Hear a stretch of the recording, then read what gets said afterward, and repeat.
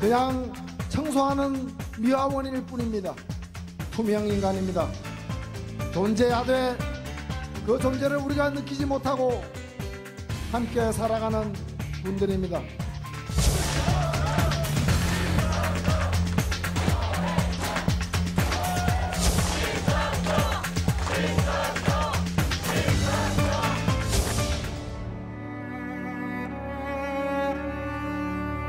새벽 4시 10분. 서울의 첫 버스가 출발하는 걸 아십니까? 왜 대표님께 조사를 올려야 한단 말입니까?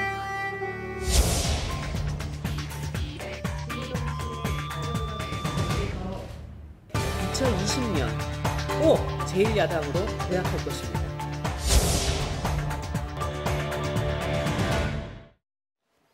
네, 뉴스회전 첫 순서 정치 와호장룡 시간입니다. 지난 21일이었죠. 정의당이 창당 6주년을 맞았는데요. 이정미 대표 직접 모셔서 정의당이 이뤄낸 성과와 향후 계획 그리고 과제 등에 대해서 직접 들어보겠습니다. 이 대표님 안녕하십니까? 네, 안녕하세요. 네, 반갑습니다. 나와주셔서 감사합니다. 네. 먼저 창당 6돌 축하드리고요. 네, 감사합니다. 네, 따져보니까 정의당이 원내 최장수 정당이더라고요. 네, 당명으로는 정의당 당명이 가장 긴 당명 기간을 가지고 있습니다. 네. 창당 행사에서 이 대표님께서 직접 2020년 총선에서는 제1야당으로 도약하겠다 이렇게 강력하게 의지를 피력을 하셨는데 지난 6년간의 그 정의당이 이뤄낸 성과 어떤 성과가 있었습니까? 사실 정의당 창당할 당시만 해도 네. 거의 뭐 아무것도 없는 상태였습니다. 난파선에 올라타는 심정으로 그래도 대한민국의 좋은 진보 정치를 꼭 이루어야 된다는 그 신념 하나로 시작을 했는데요. 네. 한 6년을 지나가면서 이제 국민들이 저 정당이라면 대한민국 정치의 중요한 한 축을 맡겨도 되겠다 이런 일단 기대를 만들어냈다는 것 이것이 가장 큰 성과라고 봅니다. 그리고 대한민국 국회에서 그동안 호명되지 않았던 우리 사회의 많은 약자들의 삶의 문제를 국회 안에서 다룰 수 있도록 했다는 것 이것이 어떻게 보면 저희들이 이뤄낸 가장 큰 일이 아닌가. 많은 시민들이 정의당이 의석수는 작아도 가성비가 참 좋다 이런 얘기들을 많이 하십니다. 그래서 이제 그 기대를 실력으로 또 유능한 정당으로 답해드려야 한다 이런 생각 갖고 있습니다. 말씀 속에 들어있었지만 그래도 아직은 뭐 지역구 한석 그리고 비례대표 4석의 미니 정당입니다. 하지만 현재 정당 지지율을 한번 따져보면은 자유한국당에서 3위를 유지하고 있고 두 자릿수를 이렇게 넘나들기도 하고 말이죠. 네. 그 비결 이유가 어디에 있다고 보십니까?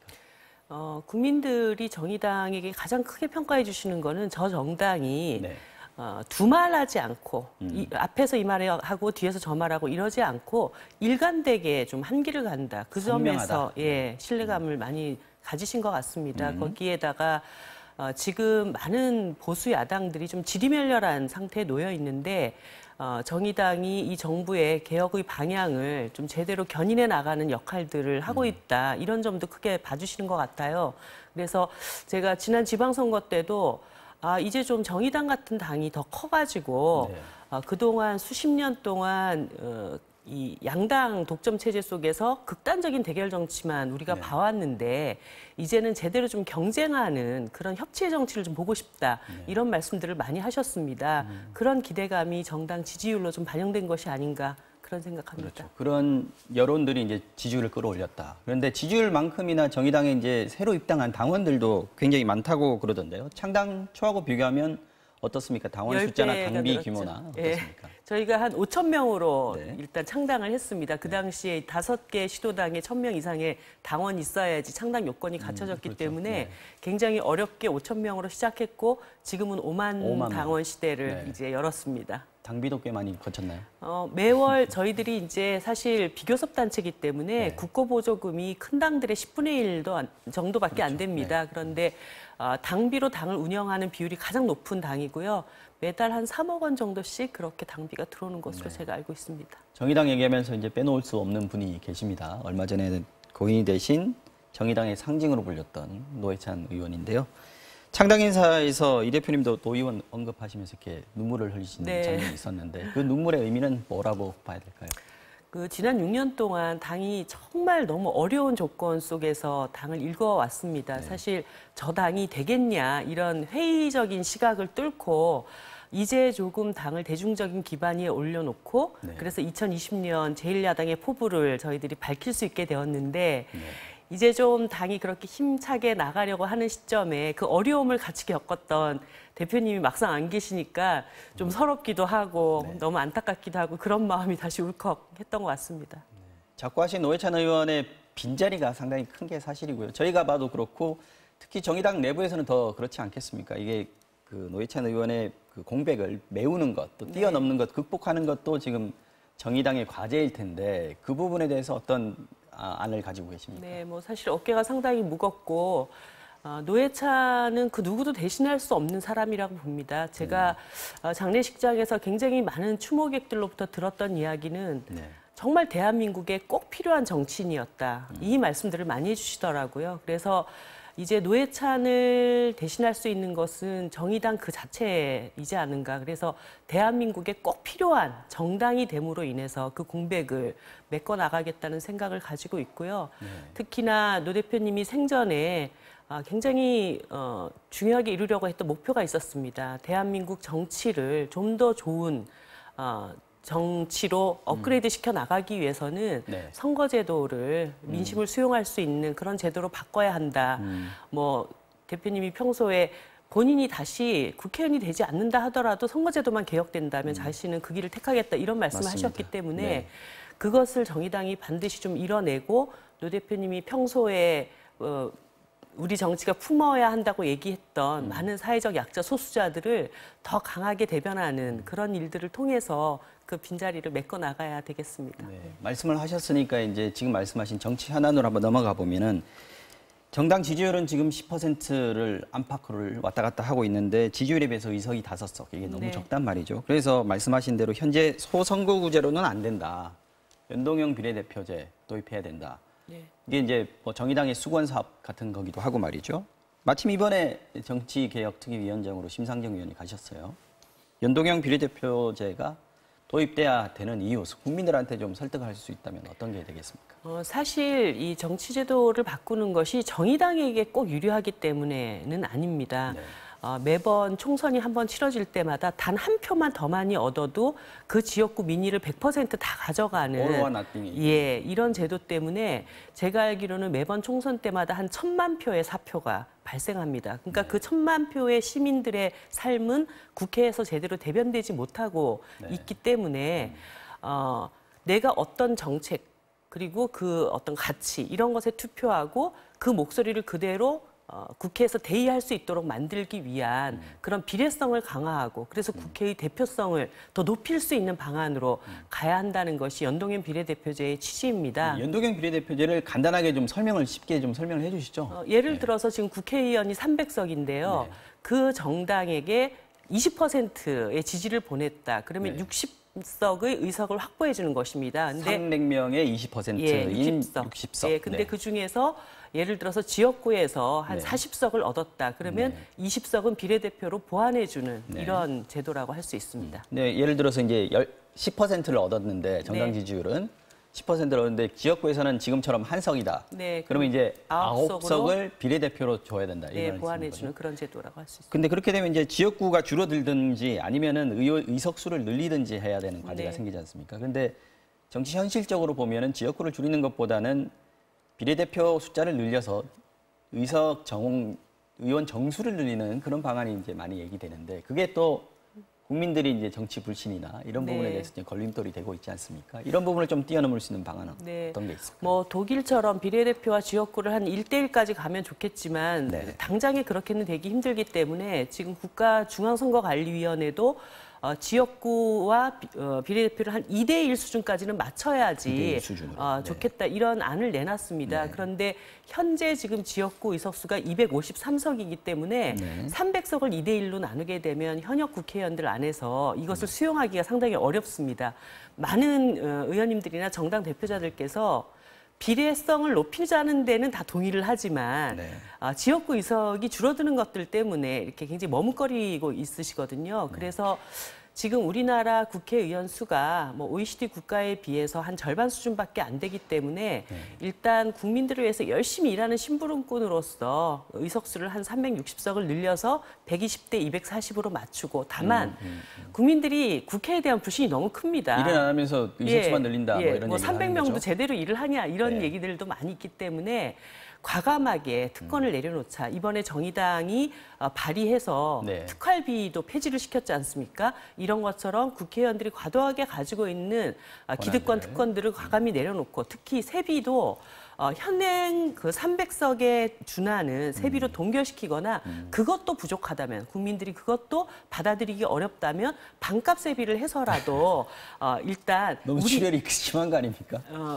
정치가 좋아진다면 의원들이 좀 그런 것들은 감수해 나가면서 일단 제도를 개선해 나가는데 합의를 이루는 것이 좋겠다. 이런 것이 정의당의 의견입니다. 유권자들이 좀 호응을 해줬으면 좋겠습니다. 네. 자유한국당, 바른미래당, 민주평화당 이 세 당이 서울교통공사 그 채용비리 의혹에 대해서 국정조사를 요구했고요. 네. 거기에 대해서 이제 정의당에서 강원랜드 채용비리도 같이 조사를 해야 국정조사 참여할 수 있다 이렇게 내놨단 말이죠. 그래서 여야 공방이 지금 뜨거운데 강원랜드 채용비리가 한국당에서는 이미 검찰 수사 끝난 사안 아니냐, 왜 여기 물타기 하려고 끼워넣는 거 아니냐 이런 얘기를 하고 있는데 여기에 대해서 어떻게 그렇지 얘기하시겠습니까? 않고요. 채용 비리는 우리나라에서 있어서는 안 됩니다. 지금 청년 고용 문제가 굉장히 심각한데 어떤 그 권력을 이용해서 부당하게 채용자들을 순서를 바꾸거나 합당하지 않은 사람들이 입사할 수 있는 기회를 얻거나 이렇게 되어서는 안 됩니다. 그런 점에서 사실 국회가 이 문제를 다루려고 하면 국회 스스로가 국민들 앞에 떳떳해야 됩니다.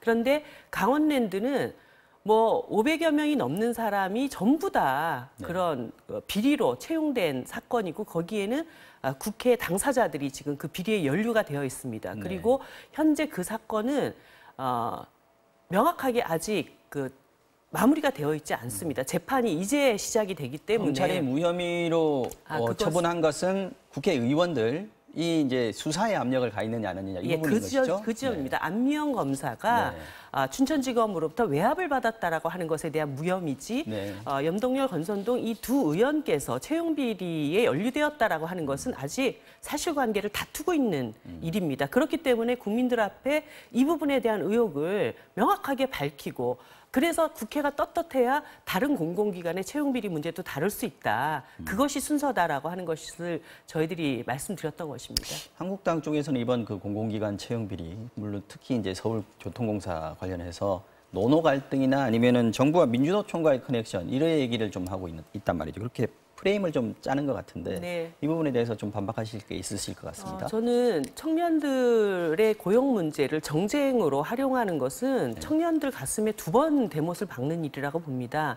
지금 서울교통공사에서 밝혀진 것은 비정규직을 정규직화시킨 그 1285명 대상자들 중에 108명이 친인척 관계가 있다까지입니다. 그렇죠. 그러니까 친인척 관계가 있다는 것으로 그것이 부정한 채용이다라고 규정할 수는 없습니다. 예를 들어서 그 친인척들이 내 자식이고 내 친척이기 때문에 부당한 압력이나 뭐 시험지를 유출했거나 그렇죠. 채용 과정에서의 비리가 나와야 되는 거지. 그렇습니다. 지금 현재로서는 친인척이 있다밖에 없다 하는 거죠. 그래서 그런 것이 의혹이 제기될 수 있으니까 한번 정확하게 이것에 대해서 조사를 해보자 이렇게 돼야 되는데 이 비정규직 정규직화가 이루어진 것은 박근혜 정부 때 일어난 것이거든요. 그런데 이것을 현 정부와 민주노총의 커넥션으로 엮는 것 자체도 사실관계에 맞지가 않는 그래서 우리가 공공기관이 또 모범적인 기업으로 이런 비리가 없어야 된다는 점에서 뭐 전수조사를 해서라도 국정조사가 아니라 그 이상의 것을 해서라도 사실관계를 밝혀야 하지만 그 사실관계가 나오기 이전에 이미 그것이 모든 게 기정사실화된 것처럼 그리고 뭐 정부와 서울시와 민주노총 이런 식의 것으로 엮어서 마치 지금 정부가 진행하고 있는 비정규직의 정규직화라고 하는 이 정책 자체가 뭔가 상당한 문제가 있는 것처럼 얘기하는 것은 좀 합당하지 않은 그리고 이 자체를 정쟁으로 끌어들이려고 하는 그런 의도가 아닌가. 그래서 그 부분을 일단은 좀 가라앉히시고 진짜 채용 비리 문제에 대해서 정치권이 제대로 대응해 나가자. 그러기 위해서 우리 안에 국회 안에서부터 이 비리 의혹에 대해서 말끔하게 씻고 가자. 이것이 정의당의 입장입니다. 네. 소득주도 성장 관련해서 자유한국당에서 국감 때 김동연 부총리 불러놓고 계속 하려거든 사퇴해라라고 했더니 정의당에서는 이렇게 똑바로 못할 것 같으면 오히려 사퇴해라 이렇게 얘기했단 말이죠. 소득주도 성장 이 부분에 대해서 정의당은 찬성을 하시는 편이죠? 네, 우리나라가 지난 수십 년 동안 이 성장의 과실을 소수 재벌 대기업이 너무 많이 가져갔습니다. 그래서 중소기업, 자영업자, 그리고 저임금 노동자들이 상당히 고통을 받아왔기 때문에 이분들의 소득을 함께 올리자라고 하는 것입니다. 그래서 소득주도 성장의 또 하나의 바퀴는 경제민주화라고 할 수 있는 것이거든요. 그런데 지금 자유한국당에서는 마치 최저임금을 좀 올려줘서 자영업자들, 중소기업들이 다 망한다. 이렇게 얘기를 하고 있습니다. 저희들은 오히려 중소기업이나 자영업자들의 이 지불 능력을 높여 나가기 위해서 공정거래 질서를 바로잡자라고 주장을 하는 것인데 그러면 모든 게 기승전 최저임금 때문에 이렇게 됐다라고 자유한국당이 공격할 때 정부에서 그렇지 않습니다. 경제민주화 정책을 더 강력하게 추진해 나가서 중소기업, 자영업자들을 살려야 됩니다. 이렇게 얘기를 해야 되고 또 그것이 이 정부의 정책이에요. 그런데 국감 내내 그런 질문들에 대해서 죄송하다고 자꾸 그러는 거예요. 의지가 흐려지는 모습이 보인다 이거죠? 네, 그리고 이 정부가 최저임금 정책에 대해서 죄송하다고 얘기하는 순간 최저임금 노동자들이 죄인이 되는 겁니다. 그래서 이것은 정부의 올바른 태도가 아니다. 제가 지적을 한 것이죠. 어느새 시간이 별로 남지 않았습니다. 문재인 대통령의 남북 군사 분야 합의서 비준 이 부분에 대해서 특히 이제 한국당, 미래당 중심으로 위헌 논란까지 나오고 있는데 정의당의 정확한 입장은 뭡니까?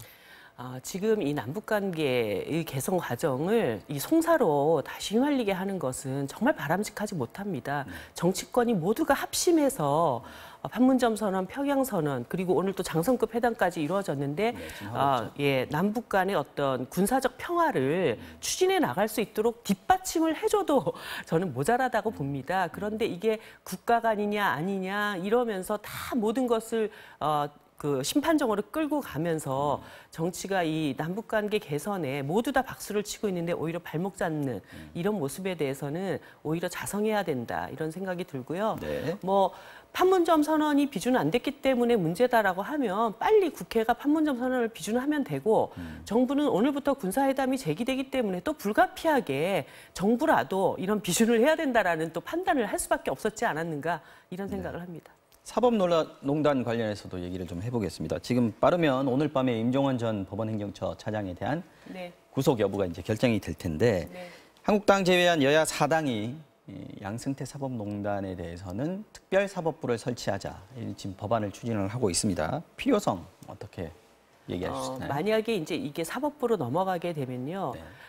서울재판부 형사합의부가 부패 비리를 다루는 게 한 8개 정도의 재판부가 있습니다. 그런데 이 8개 중에 6개 재판부가 이미 사법농단으로 조사를 받았던 재판관이나 아무튼 그렇죠. 재판관들이 서울중앙지법에 속해 있는 재판부들 있습니다. 중에서 그렇죠? 그러니까 피의자와 그 농단 사건으로 조사를 받았던 사람들이 다 섞여가지고 재판을 추진하게 되는 이런 과정이 되기 때문에 사법농단 자체도 사법부의 신뢰가 지금 땅에 떨어져 있는데 이런 상태의 재판이 공정하게 진행될 것이다라고 국민들이 납득하기 어렵다는 것이죠. 그렇기 때문에 중립성을 갖는 특별재판부를 구성을 해서 제대로 된 재판을 하자. 이것은 사실은 사법부를 제대로 견제하라는 입법부의 권한이기도 합니다. 그래서 국민들에게 말끔하게 사법농단에 대한 진위 여부를 가리고 처벌받을 사람들은 처벌받게 하는 그런 길로 가는 과정으로 받아들이셔야 한다고 봅니다. 이제 국민들의 사법부 전체에 대한 어떤 불신이 초래한 것이다. 이렇게 보시는 거네요. 근데 이게 국회 선진화법 있지 않습니까? 한국당이 이제 반대를 계속해서 하면 통과가 안 되는 거 아닙니까? 그죠? 그러면 이게 한국당에서 이런 얘기도 합니다. 고용세습 문제 이거 논란 있으니까 덮으려고 이거 들고 나왔다. 갑자기 들고 나왔다. 이런 식으로 얘기하고 있는데 접점 찾을 수 있겠습니까? 이 모든 논쟁들을 이렇게 자꾸 정치적인 문제로 해석해서는 안 된다고 보고 사법농단은 정말 국기를 흔든 사건입니다. 그렇기 때문에 자유한국당이 이거를 받아들이지 못하는 걸 다른 정쟁으로 또 얘기를 하는 것은 국민들에게 바람직한 태도가 아니라고 보고요. 그리고 사실 이참에 국회 선진화법도 한번 손을 봐야 된다. 왜냐하면 이게 예전에는 양당 구조일 때는 일방의 어떤 한 정당이 국회를 마음대로 운영해 가려고 하는 것에 대한 견제 장치였지만 지금 국회는 5개의 정당이 있는 다당제입니다. 4개의 정당이 다 합의를 하는데 하나만 반대해도 아무것도 못한다. 이러면 민주주의의 기본 질서가 어지럽혀지기 때문에 그런 부분들도 앞으로 20대 국회가 해결해야 될 과제가 아닌가 싶습니다. 다양한 얘기를 나눠봤는데 시간이 역시 좀 모자란 것 같습니다. 지금까지 정의당의 이정미 대표였습니다. 오늘 말씀 고맙습니다. 네, 감사합니다. 네, 오늘 정치 와호장룡은 여기서 마무리하겠습니다.